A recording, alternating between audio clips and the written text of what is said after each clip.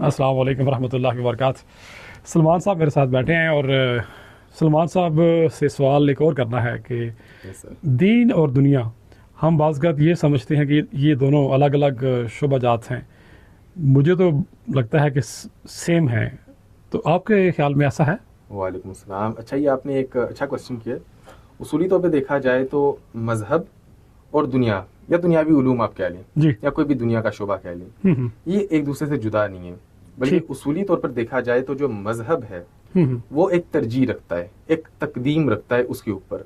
تقدیم سے مراد یہ ہے کہ اس کی جو اہمیت ہے پہلے ہے, وہ ایک پرائورٹی رکھتا ہے. میں آپ کو اس کا ایک ریزن بھی بتا دیتا ہوں. ٹھیک, ریزن اس کے پیچھے یہ ہے, آپ بزنس کی ایگزامپل لے لیں. مذہب آپ کو بزنس سے منع نہیں کرتا. چلیے ہم اسلام کی بات کر لیتے ہیں, کیونکہ اس وقت مذہب کا معنی اسلام ہی ہوتا ہے, کہ باقی مذاہب کی کنڈیشنز تو ہمارے سامنے ہیں. جی, تو اگر آپ بزنس کی بات کریں, اسلام آپ کو روکے گا نہیں بزنس کرنے سے, لیکن وہ آپ کو ایک ڈیکورم بتائے گا, ٹھیک, آپ کو ایک ڈسپلن بتائے گا کہ آپ نے اس فارمیٹ میں کرنا ہے. ہوتا بیسکلی یہ ہے کہ ٹریڈیشنل اسلامک گولڈن ایج اگر ہم دیکھیں تو اس میں جو ہمارا ایک مذہبی طبقہ تھا اس کے درمیان اور جو ہمارا دنیاوی علوم کا طبقہ تھا ان کے درمیان کوئی گیپ نہیں تھا. اچھا اچھا اچھا.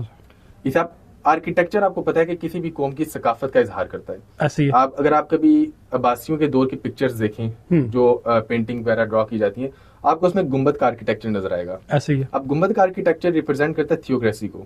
اچھا, یعنی جو مذہب کی حاکمیت کو لے کر ایک ریاست چلتی ہے. اوکے, اس زمانے میں کیا تھا کہ آپ کا مدرسہ جو کہ دین کی تعلیم دے گا جی جی, وہ اور آپ کی دنیاوی تعلیم کے ادارے دونوں کمبائنڈ تھے. آپ کو میں تاریخ اسلامی سے کئی ایسی مثالیں دے سکتا ہوں کہ وہ لوگ قرآن کے عالم بھی تھے, ساتھ میتھس کے ماہر تھے, فلسفی کے ماہر تھے. لائک فخر الدین رازی ایک بہت فیمس عالم گزرے اشریز کی ہسٹری میں, وہ میتھس کے ماہر تھے لیکن قرآن کے مفسر تھے. ایک اور میرے ذہن میں مثال آ رہی ہے الخوارزمی کی. جی ہاں, محمد بن موسیٰ الخوارزمی. الگوریتم کے حوالے سے کہا جاتا ہے کہ الگوریتم ان کی جو وہ سواتیں ہیں یا ایکویشنز ہیں اسی کے اوپر بیس کرتا ہے. جی ہاں, بیسک فاؤنڈر وہی تھے. ٹھیک ہے. اب ہوا کیا اس میں کہ موجودہ دور میں یہ میں تو اسے پرسنلی ایک ٹیکٹک سمجھتا ہوں یا ایک اسٹریٹجی سمجھتا ہوں جی, کہ مسلمانوں میں کیا گیا کہ جو مذہب کا علم حاصل کرنے والا طبقہ تھا اس کے درمیان اور جو جدید علوم حاصل کرنے والا تھا طبقہ تھا ان کے درمیان ایک گیپ بنا دیا گیا جان بوجھ کر. کیوں گیپ بنایا گیا؟ تاکہ یہ لوگ کمپیٹیبل رہ کے چل نہ سکیں.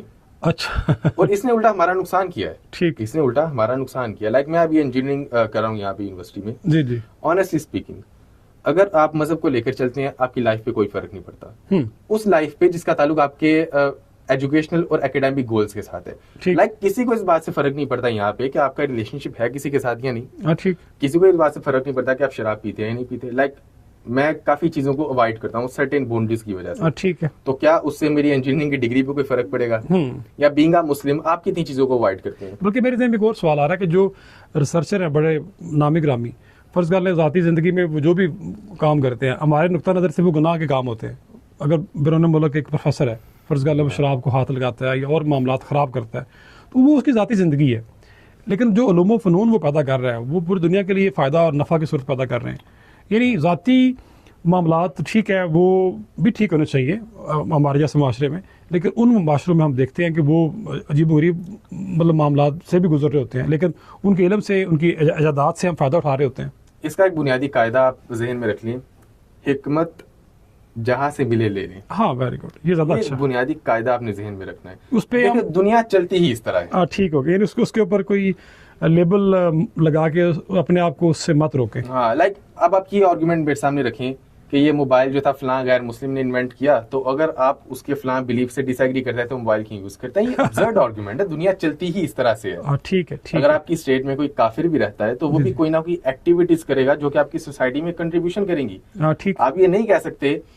ایون اسلام میں جو ذمہ ہوتا ہے نا آپ کی اسٹیٹ میں, یہ وہ غیر مسلم ہوتا ہے جو کہ مسلمان حاکم کو جزیہ دے کر آپ کی اسٹیٹ میں رہتا ہے, ٹیکس پیئر ہوتا ہے. اب آپ یہ کیا بھی ذریعہ آرگومنٹ کریں گے کہ ذمہ آپ کو پیسے دیتا ہے, اب ذمہ کا پیسہ کیوں لے رہے ہو؟ کافر ہے بھائی, ہماری اسٹیٹ میں رہتا ہے, ہماری سیکیورٹی میں رہتا ہے, تو ہم اس سے چارجز لیں گے اس کے, جیسے مسلمان ایک اسٹیٹ کو زکات دیتا ہے. یعنی تو یہ معاملہ چلتے ہی اس طرح سے. میں اس کو سم اپ کرنے کی کوشش کرتا ہوں کہ ریاست کا پتہ نہیں مذہب ہوتا ہے یا نہیں, لیکن ریاست یہ تحفظ فراہم کرتی ہے کہ ہر بندے کو مذہبی آزادی حاصل ہو ایک سرٹن لمٹ میں.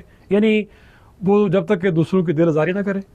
जब तक कि वो जमीन पे फसाद ना करे, हाँ फसाद ना करे या दूसरों को तकलीफ ना पहुंचाए। लाइक हम अब किसी नॉन मुस्लिम को ये आज़ादी तो नहीं दे सकते कि हमारी मुस्लिम स्टेट में शराब खाने खोलने शुरू कर दें। हाँ ठीक हो गया, अपने घर के अंदर पीता है, अपने आप तक महदूद रखे, वो एक अलग चीज़ है। ठीक हो गया। लेकिन अगर वो मुस्लिम सोसाइटी में अब शराब खाने खोलना शुरू कर देगा तो ये तो फसाद की चीज़ है, तो इसे रोका जाएगा। ठीक है, ये तो जो मगरबी माशरे हैं वहाँ पर भी जो हमारे मुसलमान हैं वहाँ पर भी उनको आज़ादी एक हद तक हासिल है। हाँ एग्जैक्टली, जो उनके मसाले के मतलब मसाले नहीं कहना चाहिए, जो उनके जो भी रिलीजियस डिवीजन्स हैं, जो वे ऑफ लाइफ उनका है, उसके अकॉर्डिंगली वो रेस्ट को चलाते हैं।